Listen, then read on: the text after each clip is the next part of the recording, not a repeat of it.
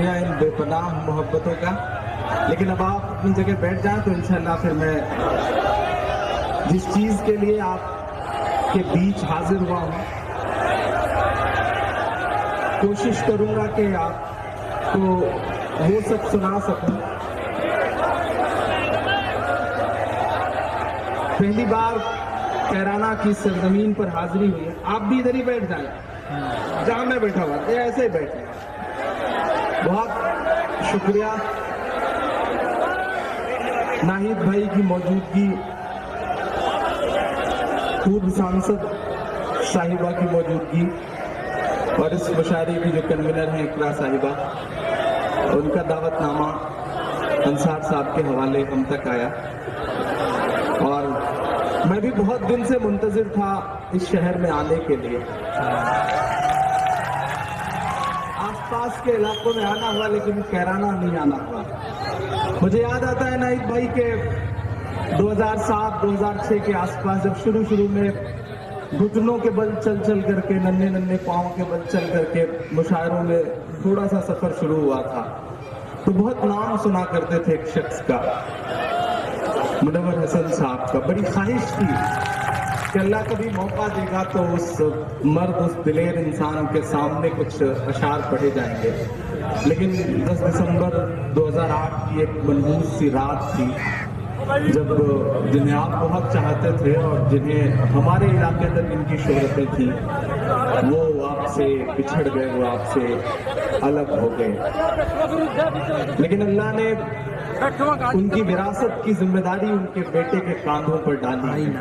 आज पहली बार नाहिद साहब से मुलाकात हुई। इससे पहले मेरा ख्याल है कि टीवी चैनल या फिर खबरों के जरिए आपको देखता पढ़ता रहा, कभी बात कभी मौका नहीं मिला। मैं 4 मिसरे पढ़ता हूँ, शुरुआत करता हूँ। कोशिश करूंगा कि वो सब सुनाऊं जिसके लिए या तो बहुत बदनाम हूं या बहुत मशहूर हूं। तो थोड़ा सा आप सबकी बेदारी होगी। और डाइज पे भी दोस्तों से गुजारिश करूंगा, बहुत खूबसूरत डाइज है। और मेरा ख्याल है कि मोइन भाई बहुत सारे मुशायरों में सामने उतनी भीड़ नहीं होती जितनी यहाँ डाइज पर है। तो थोड़ा सा इधर के भी लोग बेदार होंगे तो ये मुशायरा और बेहतर हो सकेगा। मैं पढ़ता हूँ साहब कि मेरी मासूम सी आँखों में आपका अक्स नजर आता है। शिरकत हो आप सबकी। अगले 2 मिसरे सच्चे लगे तो दुआएं देना मुझे कि मेरी मासूम सी इन आँखों में आपका अक्स नजर आता है। जब भी नाहिद की तरफ देखो बाप का अक्स नजर आता है। बाप का अक्स नजर आता है।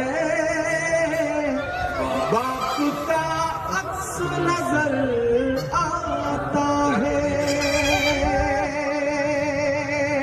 यकीनन माहौल खराब है, यकीनन साजिशें हैं, दुश्वारियां हैं, परेशानियां हैं, लेकिन मेरा अपना मानना है कि सूरज बनकर आज भी ताबिंदा होते, नफरत वाले चेहरे शर्मिंदा होते, नफरत वाले चेहरे शर्मिंदा होते। पूरी दुनिया में रिकॉर्ड उनके नाम, गिनीज बुक में जिस शख्स का नाम, महज 43 साल की उम्र में जो शख्स चारों सदनों का, ये कई यूट्यूब चैनलों के हवाले से ये मुशायरा पूरी दुनिया में हजारों लाखों करोड़ों लोग देखेंगे, वो भी इस बात को सुने। आप खुशनसीब लोग हैं, आप उस शहर से हैं जहां के एक शख्स ने गिनीज बुक में अपना नाम सियासत में रहते हुए दर्ज करवाया। वरना तो लोग गिनीज बुक में आजकल नाम अपना घोटाले करवा करके या फिर दंगे करवा करके दर्ज करवा रहे हैं। एक शख्स जिसने अपना नाम इसलिए लिखवाया गिनीज बुक में कि सबसे कम उम्र में 4 सदनों का, देश के 4 सदनों का, राज्यसभा, लोकसभा, विधानसभा और विधान परिषद, चारों में नुमाइंदगी करी है उस शख्स ने आपके इलाके की। आप खुशनसीब लोग हैं। ہماری طرف کاش ایسی نمائندگی مل پاتی ہوتی تو شاید ہم بھی خود کو خوش نصیب سمجھتے ہیں۔ میں سلام کروں گا، اللہ انہیں جنت نصیب کرے، اللہ ان کی قبر کو نور سے بھرے۔ میں مصرع پڑھتا ہوں صاحب کہ سورج بن کر آج بھی تابندہ ہوتے، نفرت والے چہرے شرمندہ ہوتے، پھر کس کی اوقات کے آنکھ اٹھا پاتا، کاش منور حسن آج زندہ ہوتے، کاش منور حسن آج زندہ ہوتے، کاش منور حسن آج زندہ ہوتے۔ لیکن سلام ہے ناہید بھائی کو۔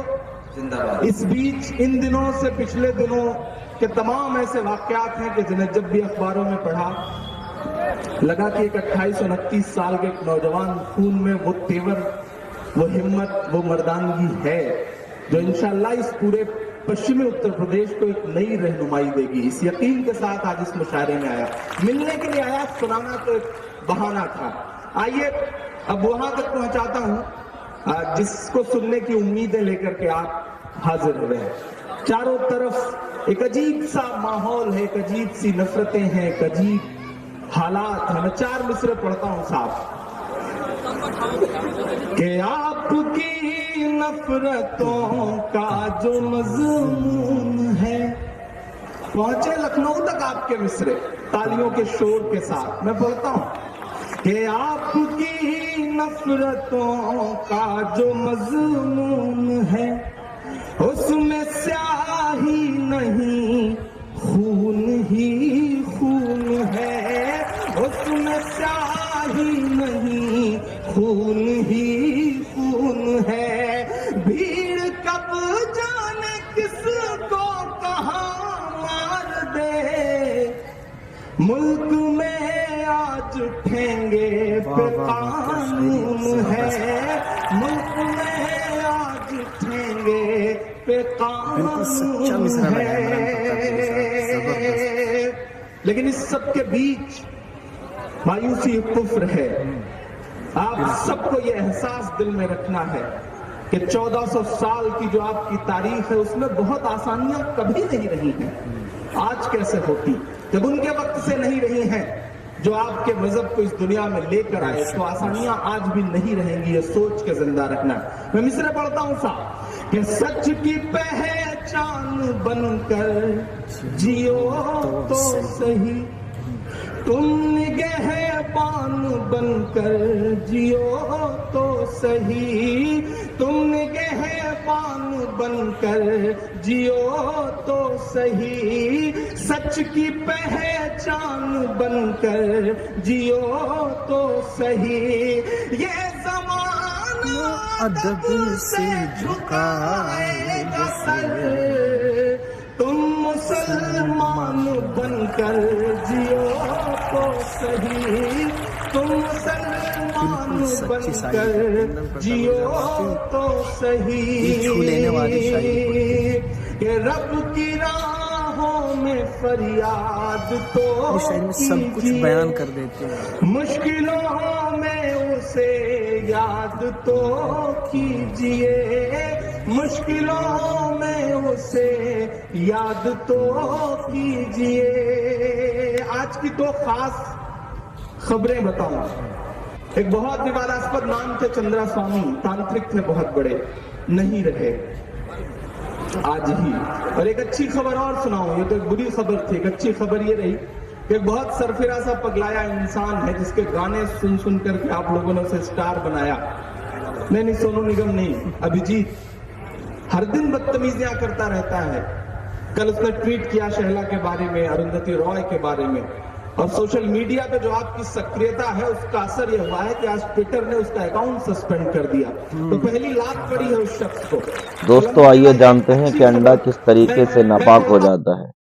پیارے دوستو، بہت سارے لوگ مارکیٹ سے انڈا خرید کر لاتے ہیں اور لانے کے بعد وہ لوگ ویسے ہی اس کو ابال لیتے ہیں، اس پر گندگی لگی ہوئی ہوتی ہے یا مرغی کی بیٹ لگی ہوئی ہوتی ہے، اس کو ابال لیتے ہیں، اس کے بعد چھیل کے کھاتے ہیں تو کچھ پانی جو ہے اس انڈے میں لگ جاتا ہے، جس کی وجہ سے وہ انڈا ناپاک ہو جاتا ہے۔ اس لیے جب مارکیٹ سے انڈا خرید کر لائیں تو پہلے اسے دھو لیں اور اس کے بعد اس انڈے کو ابالیں یا اس کی سبزی بنائیں۔ اس طریقے سے اس کے استعمال میں کسی طریقے کی قباحت یا برائی نہیں ہے۔ اگر اس پر بیٹ لگی ہوئی ہے، گندگی لگی ہوئی ہے اور وہ گندگی انڈے میں لگ گئی پھر آپ کھاتے ہیں تو وہ آپ کے لیے جائز نہیں ہے۔